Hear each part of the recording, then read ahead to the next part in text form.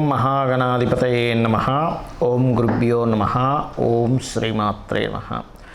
పరమేశ్వర స్వరూపమైనటువంటి జ్యోతిష, వాస్తు మరియు ఇతర అనేకమైనటువంటి శాస్త్రములను మనకు అందించినటువంటి మహర్షులకి నమస్కారం.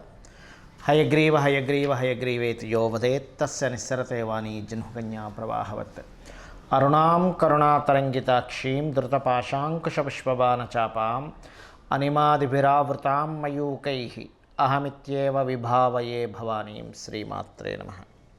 ప్రేక్షకులకి ఆ లలితాంబిక అమ్మవారి యొక్క అనుగ్రహం పరిపూర్ణంగా కలగాలని మనస్ఫూర్తిగా కోరుకుంటూ, మనం ఈ క్రోధినామ సంవత్సరంలో 12 రాసుల వారికి, వీలైతే 12 లగ్నాల నుంచి చూసుకోండి, లగ్నం తెలియని వారు రాసి చూసుకోవచ్చు, ఆదాయ వ్యయాలు ఎలా ఉన్నాయి, అదేవిధంగా రాజ్యపూజ్యము అవమానం ఎలా ఉంది, ఒకవేళ ఆదాయం తక్కువగా ఉంటే దాన్ని పెంచుకోవడం ఎలాగా, దానికి గ్రహస్థితి ఎంతవరకు మీకు సహకరిస్తుంది, మీరు చేసుకోవాల్సిన మంత్రం కానీ, గోసేవ కానీ, లేనట్లయితే దానం కానీ ఏమి చేసుకుంటే మీకు అభివృద్ధి ఉంటుంది అనేటువంటి విషయాలు మనం చెప్పుకుందాం. అయితే ఇక్కడ ఏంటంటే ఎప్పుడు కూడా ఈ సంవత్సర ఫలితాలు చెప్పేటప్పుడు ఆదాయ వ్యయాలతో పాటు గోచారంలో ఉండే మేజర్ ప్లానెట్స్ అంటారు. అంటే slow moving planets, fast moving planets ఉంటాయి. అంటే త్వరగా నెలకి 25 రోజులకి 45 రోజులకి జరిగిపోయే ప్లానెట్స్ కొన్ని ఉంటాయి. అంటే రవి, కుజుడు, శుక్రుడు, బుధుడు వీళ్ళు. ఇక చంద్రుడు అయితే 2.5 రోజులకి మారిపోతూ ఉంటాడు ఒక్కో రాశి. కానీ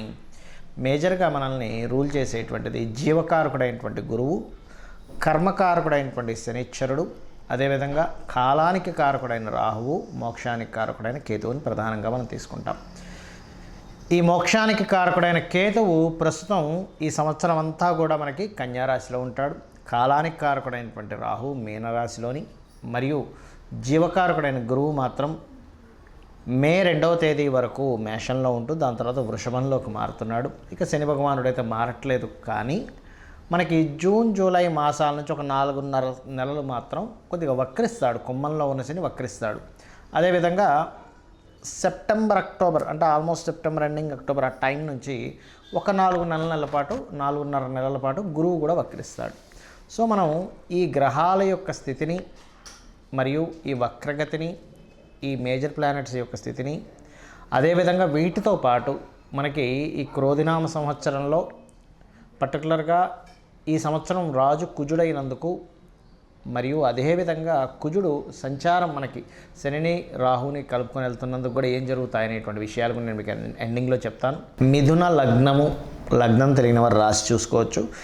మీ రాశి వారికి ఈ సంవత్సరం ఆదాయము, వ్యయము, రాజ్యపూజ్యము, అవమానం ఏ రకంగా ఉన్నాయి అని చెప్పి చూసుకున్నట్లయితే 5 అంటే ఆదాయం ఎంత ఉందో వ్యయం కూడా అంతే ఉంది. అంటే ఉదాహరణకి 5 లక్షలు వస్తుంది ప్రతి సంవత్సరం అనుకోండి, 5 లక్షలు ఖర్చు ఉంటుంది. 5 కోట్లు వస్తున్నా 5 కోట్లు ఖర్చు ఉంటుంది.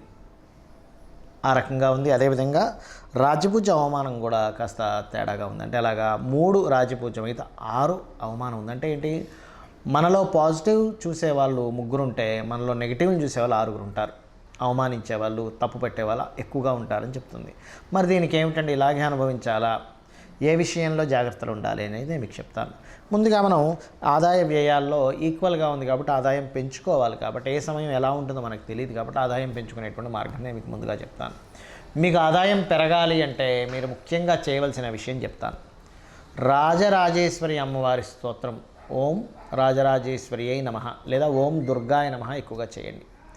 బికాజ్ ఆఫ్ దశమస్థానంలో రాహు ఉన్నాడు కాబట్టి. అయితే ఈ దశమస్థానంలో రాహు ఉన్నందుకు సర్వసాధారణంగా మీకు కలిగేటువంటి ఫలితాల్లో విదేశీ ఉద్యోగ యోగాలు, విదేశీ కంపెనీలతో ఇక్కడుండే ఏదైనా ఉద్యోగం సంపాదించుకుంటూ విదేశీ కంపెనీస్తో టైప్స్గా ఉండడం ఇటువంటివి ఇస్తుంది. మరి వ్యయం తగ్గాలి. మే మాసం నుంచి గురువు ఎప్పుడైతే 12వ స్థానంలో వ్యయస్థానంలోకి వస్తాడో అక్కడి నుంచి మీరు చేయవలసింది ఏమిటి అంటే, ముఖ్యంగా గురువారాలు, వీలైనన్ని గురువారాలు శనగలు, పసుపు రంగు వస్త్రము దానంగా ఇవ్వండి. ఖచ్చితంగా వ్యయం తగ్గుతుంది. దీంతోపాటు మీరు చేయవలసినటువంటిది, గోవులు ఉంటాయి మీకు దగ్గరలో, గోశాలకు వెళ్ళి చక్కగా మీరు ఒక అరటికాయ తీసుకోండి, 1-2 అరటికాయలు తీసుకోండి, చిన్నగా దాన్ని చిన్నగా చేయండి. వాటిని ప్రేమగా భక్తిగా అమ్మవారికి స్వయంగా తినిపిస్తున్నాననే భావనతో దేశీవాలి గోవుకు తినిపించండి. జెర్సీ గోవుకి మీరు తినిపించండి, తప్పేం లేదు, పుణ్యం వస్తుంది. కానీ దేశీవాలి గోవుకు కనుక తినిపిస్తే మీకు ఉండేటువంటి దోషం తొలగుతుంది, ఇది గుర్తుపెట్టుకోండి. ఇక రాజ్యపూజ్యం అవమానం ఇది కూడా 3-6గా ఉంది, అంటే రాజపూజ్యం 3 అవమానం 6గా ఉంది. కాబట్టి దీన్ని ఎలా బ్యాలెన్స్ చేసుకోవాలి అని చెప్పి చూసుకున్నట్లయితే రాజపూజ్యం పెరగాలంటే మీరు ఓం దుమ్ దుర్గాయ నమః అనే నామస్మరణ చేయండి, ఖచ్చితంగా రాజపూజ్యం పెరుగుతుంది. దీంతోపాటు సూర్య నమస్కారాలు కూడా చేసుకోండి. మరి అవమానం తగ్గాలంటే ఏం చేయాలి?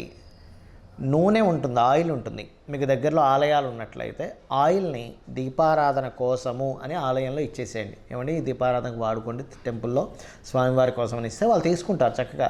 అక్కడ స్వామివారికో అమ్మవారికో గణపతికో ఏ దేవతామూర్తి అయితే ఆ మూర్తి దగ్గర దీపారాధన కోసం మీ నూనెను వాడతారు. మీరు దానికి ఏం సంకల్పం ఏం చెప్పాల్సిన అవసరం ఉండదు, కేవలం అలా ఇచ్చేసేయచ్చు. ఈ రకంగా చేశారంటే ఖచ్చితంగా మీకు అవమానం అనేటువంటి తగ్గుతుంది. దీంతోపాటు మీకు గుర్తుపెట్టుకోండి, జూన్ నుంచి ఒక 4.5 నెలల పాటు శని భగవానుడు వక్రిస్తున్నాడు. అంటే ఏంటి, అష్టమంలోకి మళ్ళీ తన ప్రయాణం జరుగుతుంది. అందుకని ఏంటి, జూన్ నుంచి ఒక 4.5 నెలల పాటు మీరు ఏదైతే కొన్ని పనులు కొంచెం ఆలస్యం అవ్వడం, కొంచెం వాహనం మీద వెళ్ళేటప్పుడు కొంచెం జాగ్రత్తలు తీసుకుంటూ ఉండాలి. ఇక ఫైనాన్షియల్గా గ్రోత్ బాగుంటుంది. గురువు వక్రగతి జరిగేటప్పుడు మాత్రం పర్టికులర్గా మీకు అక్టోబర్ నుంచి ఒక 4.5 మంత్స్ కొంచెం లాభాలు పెరుగుతాయి.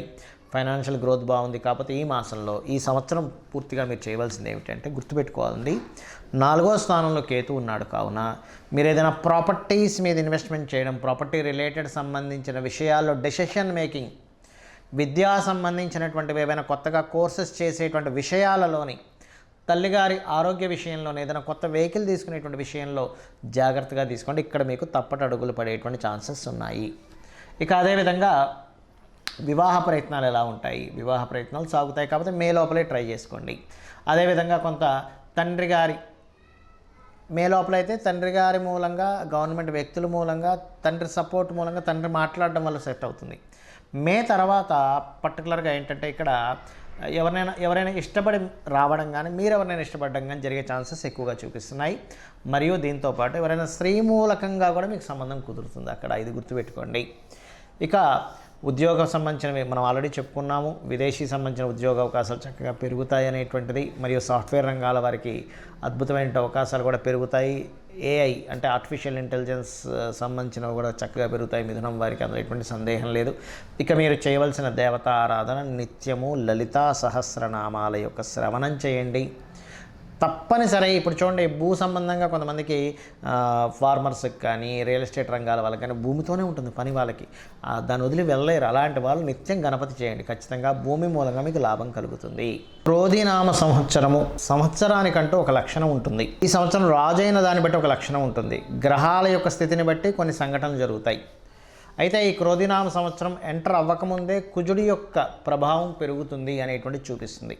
కాబట్టి ఆల్మోస్ట్ 2024 ఫిబ్రవరి మాసం నుంచే కొన్ని విద్వేషపూరితమైనటువంటి గొడవలకి, రాజకీయ నాయకుల మధ్యన విపరీతమైనటువంటి గొడవలకి, మరియు రాజుల మధ్యన గొడవలకి, యుద్ధాలకి, క్రోధి అంటే క్రోధం, కోపం పెట్టుకోవడం, చిన్న మిస్అండర్స్టాండింగ్స్ చేసుకోవడం, ఇటువంటి నామ సంవత్సరం ఇది. కాబట్టి దేశాల మధ్య, ప్రాంతాల మధ్య, మతాల మధ్య అనవసరమైనటువంటి విద్వేషాలు కలిగించేటువంటి సంవత్సరంగా చూపిస్తూ, ఇది కుజుడి యొక్క సంచారం.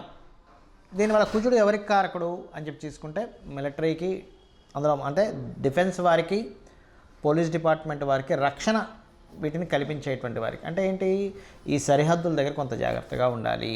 అనవసరమైన గొడవలకు సంబంధించిన విషయంలో ఇక్కడ ఏదైనా గొడవలు జరుగుతాయి, అనవసరమైనటువంటి అవుతాయి అన్నప్పుడు కొంత జాగ్రత్తగా ఉండాలి, గుర్తుపెట్టుకోండి.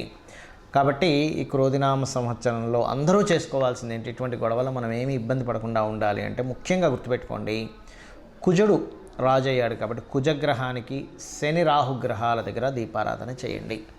చేసినట్లయితే అనవసరమైన గొడవలు బయట జరిగే ఛాన్సెస్ ఎక్కువగా ఉన్నాయి. కాబట్టి మీరు వెళ్ళి అనవసరంగా అందులో ఇరుక్కొని అందులో ఇబ్బంది పడకుండా మీరు సేఫ్గా ఉంటారు ఫస్ట్. అదేవిధంగా రాజుల మధ్య, రాజకీయాల నాయకుల మధ్య, రాజ్యాల మధ్య గొడవలు జరిగేటువంటి ఛాన్సెస్ ఇప్పుడు ఉన్నాయి. కాబట్టి వేరే వేరే దేశాల్లో ఉండేటువంటి వారు కూడా కొంచెం ఏదైనా ఇక్కడ ఏదైనా యుద్ధం సంబంధించినవి రాబోతుంది అన్నప్పుడు ఆ సరుకులు ఏవైనా మనకు చూడండి, కొంచెం యుద్ధ వాతావరణం ఉన్నప్పుడు బయటికి వెళ్ళలేని పరిస్థితి వచ్చినప్పుడు కొంచెం ఇంట్లో సరుకులు మనం స్టాక్ పెట్టుకుంటాం. ఇటువంటి విషయాల్లో చాలా అలర్ట్గా ఉండాలి. మొత్తం ప్రపంచవ్యాప్తంగా ఈ కాంబినేషన్ ఏర్పడుతుంది. కావున అలాగే మరొక విషయం ఏంటంటే, ఇక్కడ మీకు చాలామందికి జాతకం తెలియదు. డేట్ ఆఫ్ బర్త్ తెలియదండి, రాశి తెలియదు, ఏమీ తెలియదు, కానీ ఈ క్రోధినామ సంవత్సరం నాకు బాగుండాలంటే ఏం చేయాలి అంటే ఒకటే గుర్తుపెట్టుకోండి, చండీ పారాయణం శ్రవణం చేయండి. మీరు తర్పణమో హోమమో చేయలేకపోయినా కనీసం శ్రవణం చేయండి. ఎటువంటి ఇబ్బంది రాకుండా అమ్మవారు చూసుకుంటుంది ఈ సంవత్సరం. రెండవది, మీకు దగ్గరలో గోశాల ఉన్నట్లయితే గోవులకి చక్కగా మీరు ఏం చేస్తారంటే ఏవైతే ఈ మన బెల్లము, నువ్వులు తినిపించకూడదండి, బెల్లము, గోంగూర మరియు క్యారెట్స్, బీట్రూట్స్ లాంటివి, అదేవిధంగా గోధుమలు, గోధుమ రవ్వ ఇటువంటివి తినిపించండి. మీ గ్రహస్థితి ఎలాగున్నా సరే క్లియర్ అవుతుంది. దీంతోపాటు కుజ, శని, రాహు, కేతు గ్రహం దగ్గర కూడా దీపారాధన చేయండి. ఎందుకంటే జాతకం తెలియదు, ఏమీ తెలియదు, కానీ 6th హౌస్లో కేతు సంచరిస్తున్నాడు బుధరాశుల్లో. అందుకని ఏమిటి, ఈ అప్పుల విషయంలో మీరు ఇబ్బంది పడకుండా ఉండడానికి కేతు యొక్క అనుగ్రహం, గణపతి యొక్క అనుగ్రహం కలుగుతుంది. కాబట్టి గణపతి ఆలయాలకు వెళ్ళడం, అమ్మవారి ఆలయాలకు వెళ్ళడం, అందులో ముఖ్యంగా దుర్గాదేవి ఆలయాలకు వెళ్ళడం. దీంతోపాటు మీనరాశిలో రాహు యొక్క సంచారం అనేటువంటిది బాగా గుర్తుపెట్టుకోండి. దేవత సంబంధించినటువంటి పూజ పునస్కారాలు మాత్రమే కాకుండా పితృదేవతలకు ప్రధానంగా చేసుకోండి. మీరు ఎంత పితృదేవతలకు చేసుకుంటారా అంత చక్కటి ఫలితాలు మీకు వస్తాయి. మీరు ఆయురారోగ్యాలతోని, సుఖ సంతోషాలతోని, ధనపరంగా ఎటువంటి ఇబ్బంది లేకుండా ఉండగలుగుతారు, గుర్తుపెట్టుకోండి. అయితే ఇక్కడ ఎవరైనా సరే గుర్తుపెట్టుకోండి, బాగా అప్పులతో ఇబ్బంది పడుతున్నారు, ఈ సంవత్సరం ఇంకా ఎక్కువ ఇబ్బంది పడుతున్నారు అనుకునేటువంటి వారికి గణపతి ఆరాధన చేస్తూ మీరు ఓం అపర్ణాయై నమః అనే మంత్రం చేయండి. ఈ సంవత్సరం ఉన్న గ్రహస్థితి బట్టి చెప్తున్నాను. ఎవరికైనా బాగా ధనపరంగా ప్రెషర్ ఎక్కువగా ఉందండి, ఒక పక్క కట్టాలి కానీ ఆ ప్రెషర్స్ నేను తట్టుకోలేకపోతున్నాను, ఫైనాన్స్ ఇంకా పెరగాలి అనుకుంటే ఓం నవవిద్రుమ బింబశ్రీ న్యక్కారి రదన చద అనే నామస్మరణ చేయండి. ఖచ్చితంగా మీకు ఫైనాన్షియల్ గ్రోత్ అనేటువంటిది పెరుగుతుంది, గొడవలు తగ్గుతాయి. మరియు దీంతోపాటు మీరు ఒకటే గుర్తుపెట్టుకోండి, మనం ఇప్పటివరకు చెప్పుకున్నటువంటి ఆదాయ వ్యయాలు ఏవైతే ఉన్నాయో, రాజపూజ అవమానం ఏదైతే ఉందో, ఇది పంచాంగంలో జనరల్గా అందరికీ తీసుకునేటువంటిది. కానీ ఇలా కాకుండా మీ యొక్క పర్సనల్ చార్ట్, అంటే మీరు ఎప్పుడు పుట్టారు, ఏ సమయము, ఏ నెల, ఏ తారీఖుని, ఏ సంవత్సరంలో, ఏ ప్రాంతంలో పుట్టారనే దాన్ని తీసుకొని మీ జాతక చక్రం వేసుకొని మీ లగ్నం ఏమిటి, మీరు పుట్టినప్పుడున్న లగ్నం ఏమిటి, మీ నక్షత్రం ఏమిటి, మీ రాశి ఏమిటి, మీకు ఏ మహాదశ నడుస్తుంది, మీరు ఏ ప్రయత్నం చేస్తే మీరు చక్కగా యోగిస్తుంది, మీకు ఏ మార్గంలో మీకు ధనయోగాలు ఉన్నాయి, ఎవరి ద్వారా మీకు సహకారం ఉంది, ఏ దిశను మీరు నివసిస్తే బాగుంటుంది, అంటే తూర్పు, ఈస్ట్, వెస్ట్, నార్త్, సౌత్లో అన్నీ మంచివే, కానీ మీకేది పనికి వస్తుంది, మీ సంతాన అభివృద్ధి ఏమిటి, మీ ఉద్యోగ, వ్యాపార, ఇన్వెస్ట్మెంట్స్ రిలేటెడ్, విదేశాలకు వెళ్ళేటువంటివన్నీ కూడా మీ జన్మజాతకంలో ఉంటాయి, గుర్తుపెట్టుకోండి. ఏ సమయంలో వివాహం చేసుకుంటే మంచిది, ఏ సమయంలో చేసుకోకూడదు, ఇలాంటివి చాలా విషయాలు ఉంటాయి. మరైతే మీకు సందేహం కలగొచ్చేమండి, మరి ఈ క్రోధినామ సంవత్సరం అని ప్రతిసారి పంచాంగం ఎందుకు చదువుతామని, ఇదంతా బయట ఉండేటువంటి వాతావరణ విశేషాలు, పంట పొలాలకు సంబంధించిన విశేషాలు, బయట ఉండే గోచార విశేషాలు. ఇప్పుడు చూడండి, మనం చెప్పుకున్నాం, కాస్త యుద్ధ వాతావరణంగా ఉంది, గొడవలుగా ఉంది, అల్లర్లుగా ఉంది, మత విద్వేషాలు, అనవసరమైన విద్వేషాలు, గొడవలు రేగేటువంటి సమయం ఇది అన్నప్పుడు మనం ఏం చేస్తాం, మన పిల్లల్ని ఎక్కడికైనా పంపించేటువంటి విషయంలో, మనం ఎక్కడికైనా వెళ్ళేటువంటి విషయంలో అలర్ట్గా ఉంటాం. ఈ అలర్ట్నెస్ని చెప్పడానికి ఈ గోచార ఫలితాలు చెప్పుకుంటుంటాం. అంతేగాని మన జన్మజాతకం పనిచేయదని కాదు, మన జన్మజాతకమే ప్రధానంగా పనిచేస్తుంది. ఇక్కడ ఒకవేళ మన దాంట్లో ఉదాహరణకి ఆదాయం తక్కువగా ఉంది, చాలా తక్కువగా ఉంది, ఏం చాలా ఎక్కువగా ఉంది అని అన్నప్పుడు మీ జన్మజాతకంలో ధనయోగ దశలు నడుస్తున్నాయని కూడా 1% కూడా మీరు టెన్షన్ పడాల్సిన అవసరం లేదు. జస్ట్ ఆ రెమెడీస్ చేసుకుంటే క్లియర్ అవుతుంది. సో ఈ రకంగా మీరు ఈ యొక్క ఫలితాలను చూసుకుంటూ నిత్యము అమ్మవారి యొక్క ఆరాధన చేసుకొని మీరు సుఖ సంతోషాలతో వర్ధిల్లాలని మనస్ఫూర్తిగా కోరుకుంటూ శ్రీమాత్రే నమః.